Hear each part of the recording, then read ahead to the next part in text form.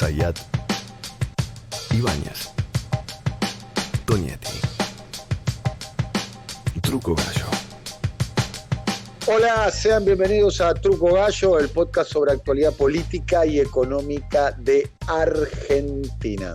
Este es el episodio número 62. Mi nombre es Daniel Tonietti, episodio a episodio me acompaña Alfredo Cuchu Zayat. Alfred, ¿cómo estamos?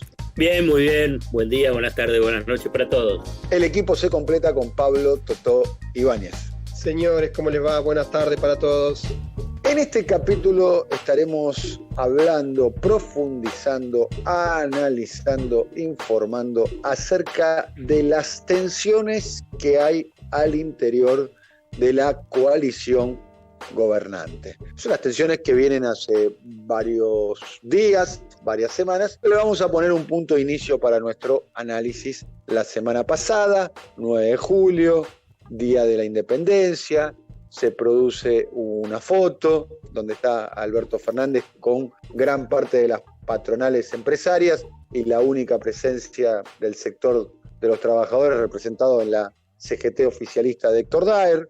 Luego un tuit de la vicepresidenta de la Nación, Cristina Fernández, recomendando una nota de nuestro compañero de Truco Gallo, Alfredo Cuchu Zayat, a llamar a no equivocarnos, básicamente, dice en ese tuit. Luego al otro día aparece Alberto Fernández dando una entrevista en FM La Patriada junto a Úrsula Vargés, donde reconoce que frente a la cuestión de Vicentín se equivocó porque tenía la percepción de que iban a salir a festejar luego de la medida. Pasos seguidos se produce la carta pública de las madres de Plaza de Mayo, firmada por su titular, Eve Bonafini. Luego se produce una conversación privada entre Eve Bonafini y además se produce una carta pública con un membrete oficial de la Presidencia de la Nación, de Alberto Fernández, con mucho afecto a las madres de Plaza de Mayo y a Eve, y recordándole que es el presidente de todos los argentinos y que tiene que dialogar con todos. Y luego, por último, el último episodio tiene que ver con el posicionamiento en la Comisión de Derechos Humanos de Naciones Unidas de la Argentina, reclamando por la violación de derechos humanos y elecciones libres y transparentes a Venezuela. Eso generó la réplica de quien es un representante importante para el espacio oficialista en términos de comunicación, Víctor Hugo Morales, y la periodista que acompaña a Víctor Hugo, Cintia García, y por último la salida al aire del presidente de la Nación, teniendo un intercambio muy interesante, muy virtuoso, entre Víctor Hugo y la posición sobre Venezuela y la posición de Alberto Fernández. Bueno, en resumidas cuentas, estamos hablando de diferentes tensiones al interior de la coalición oficialista. Cristina le va a tener que mandar a alguien a decirle algo a Alberto. Lo llama y se junta, y si tengas dudas. Lo que empieza a aparecer ahora son los cuestionamientos a Alberto Fernández desde el punto de vista de su política económica. Apuntan fundamentalmente a la foto del 9 de julio. Todo comenzó ayer, después del mediodía se dio a conocer una carta de reclamo de la Asociación Madres de Plaza de Mayo. El cuestionamiento apuntaba por un lado a los empresarios de la economía más concentrada, pero por otro lado también a lo que, hemos llamado la dictadura cívico-militar. Desde mi lugar de militante, dice Agustín Rossi, con respeto les digo a mis compañeros que hoy la tarea más importante es bancar a Alberto, con corazón y con cabeza. Hay sectores del Frente de Todos que le cuestionan al presidente que se lleva bien con Horacio Rodríguez Larreta en el medio de la pandemia. Yo no lo siento eso, me parece que es imperioso que se discutan las políticas y después discutimos todo lo otro. Prácticamente llevó toda la semana con estas discusiones y te demuestra que la doctora, con un tuit, y Mauricio Macri con un viaje a Paraguay, conmocionaron toda la actualidad política. Es intolerable a veces algo como lo de Venezuela. Ver a un gobierno que uno imaginó de centroizquierda, de rodillas, ya no solo ante Estados Unidos, sino también ante Trump, da mucha vergüenza, da mucho dolor. Presidente, buen día. Qué gusto verlo, Víctor Hugo, ¿cómo estás? Estamos en un tiempo de la Argentina donde cada uno usa la parte que le conviene de la información.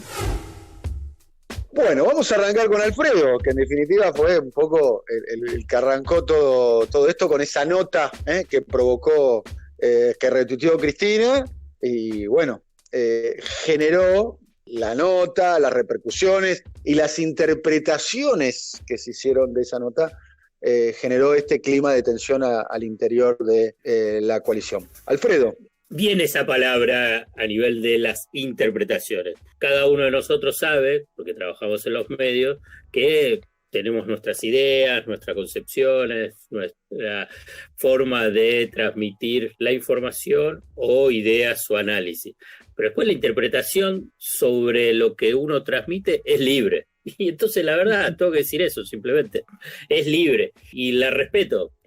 Sí puedo ver cuestiones objetivas, que por ahí la puede ampliar más Pablo, vinculado con el tema de la interna. Está claro que esas tensiones existen en la alianza de gobierno porque es una coalición, pero son tensiones, no son situaciones de, no sé, llamarlas violencias simbólicas al estilo de Eve o situaciones que llevan a cuestiones parecidas de ruptura. Porque si vos ves también a nivel de datos objetivos, vos ves que salió el ministro de Defensa, Rossi, el Chivo Rossi, a decir hay que bancar a Alberto. Y me parece que ahí también no es que vos decís, bueno, es de la línea albertista.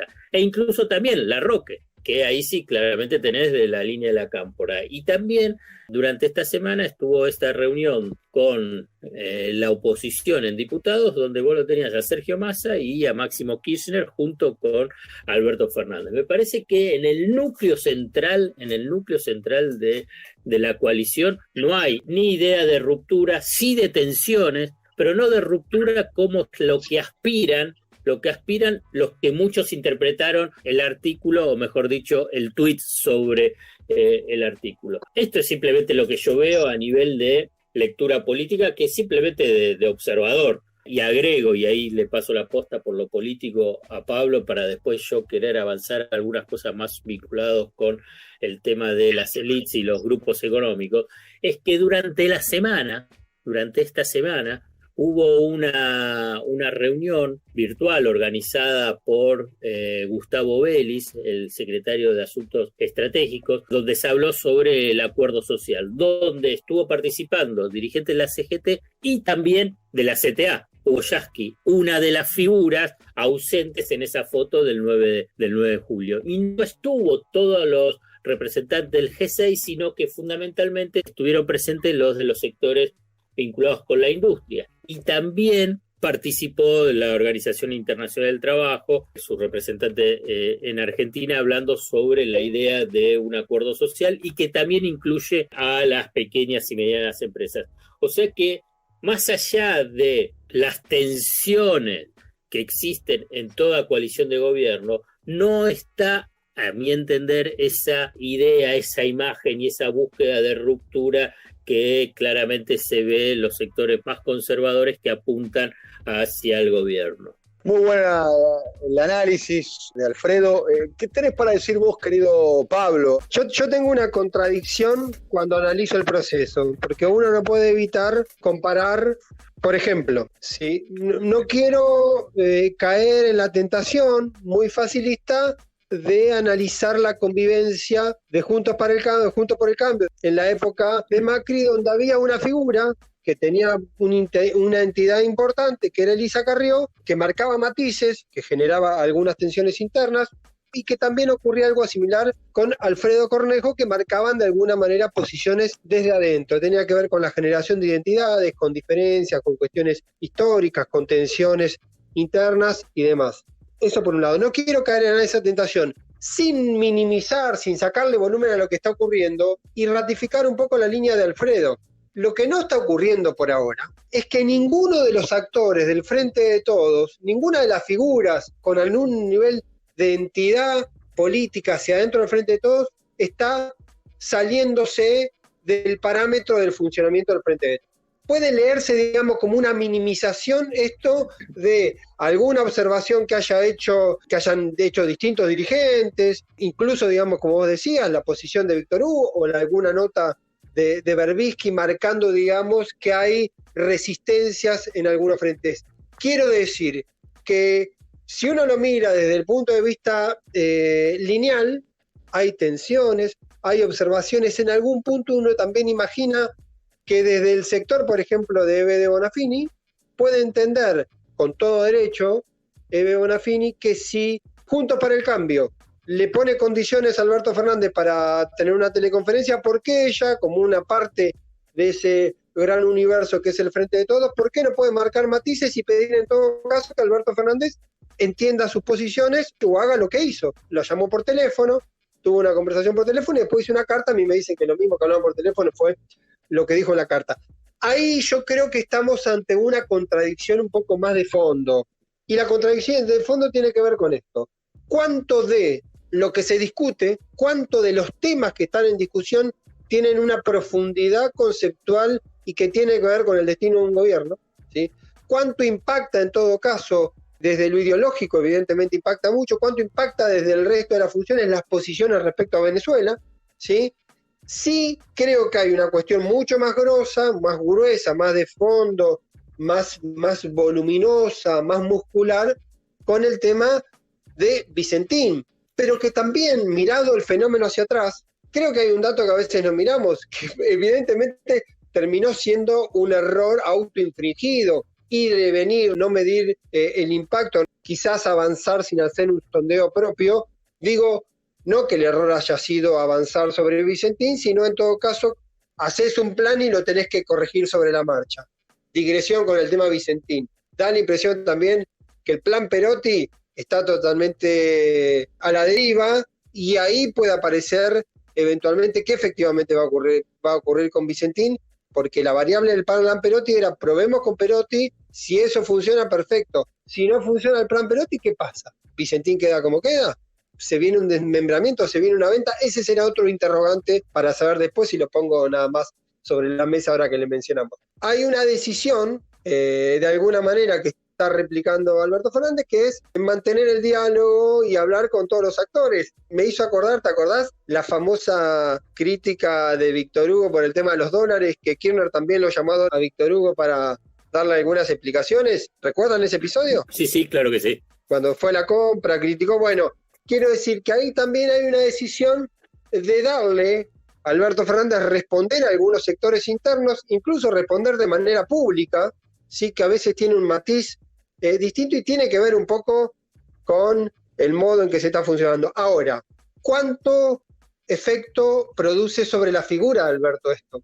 ¿Cuánta lija, en todo caso, supone que haya actores, interlocutores, voceros o referentes del espacio de pensamiento, de coincidencia y demás, que hagan observaciones sobre el curso del gobierno? Me sigue quedando como idea central que no es la principal debilidad del gobierno, ¿sí? Me sigue quedando como idea central que todavía la principal fragilidad del gobierno es que no le encuentra el rumbo sobre la gestión, que no termina de entender o no termina, porque es difícil pensarlo en un mundo en crisis, que no termina de poner el timón sobre la pospandemia. Me parece que ahí está la mayor debilidad del gobierno y no está pasando en todo caso por una discusión en materia de percepción ideológica, válida, comprensible, medular desde el punto de vista de la convivencia dentro de un espacio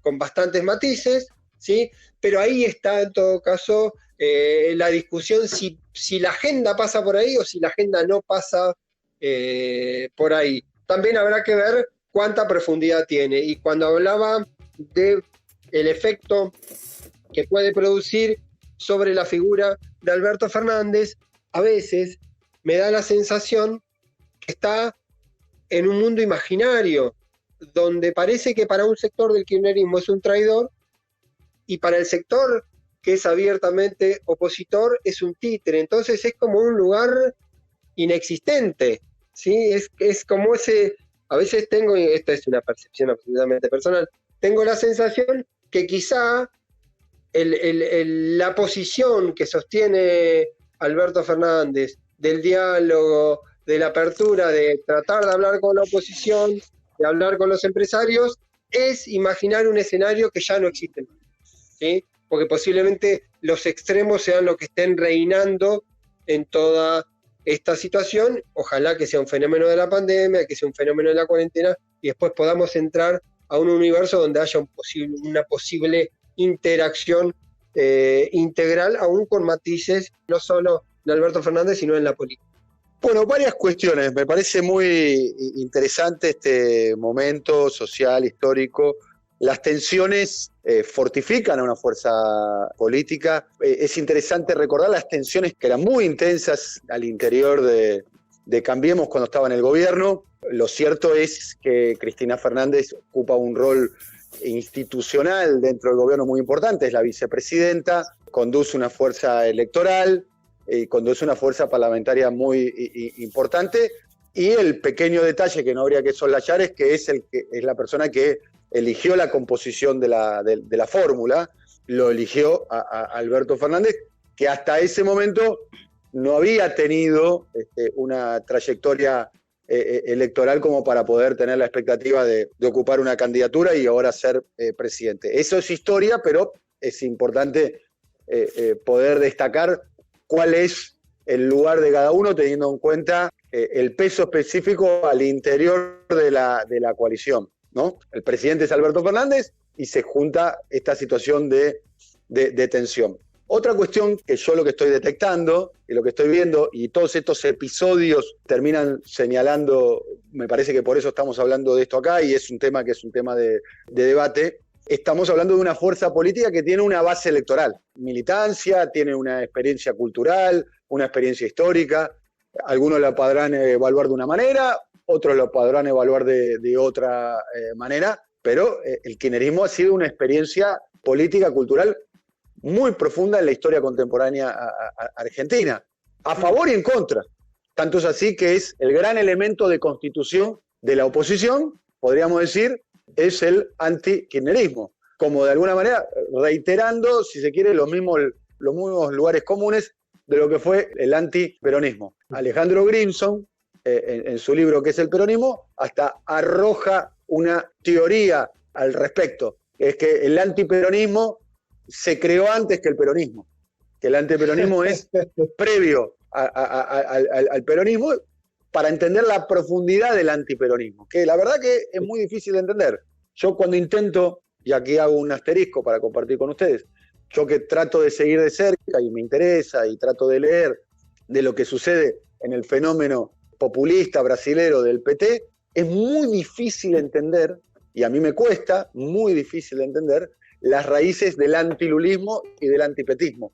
Lo cierto es que es un fenómeno que en Brasil es muy fuerte. Tan fuerte es que es casi, como lo relatamos en el capítulo anterior, casi que es el gran sostén en términos políticos, y veremos si serán electorales, de un gobierno calamitoso como es el gobierno de Jair Mesías Bolsonaro. Te sumo, Daniel, eso de que en algún momento a Dolina le preguntaban cuando estaba la discusión peronismo-kirchnerismo, y Dolina creo que lo resolvió bastante fácil, que dijo, no sé cuál es la diferencia, sé que sin peronismo no hubiese existido el kirchnerismo.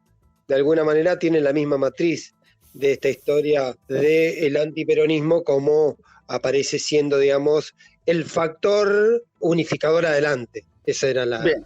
Y con respecto al tema de la base electoral, está claro que hay una discusión.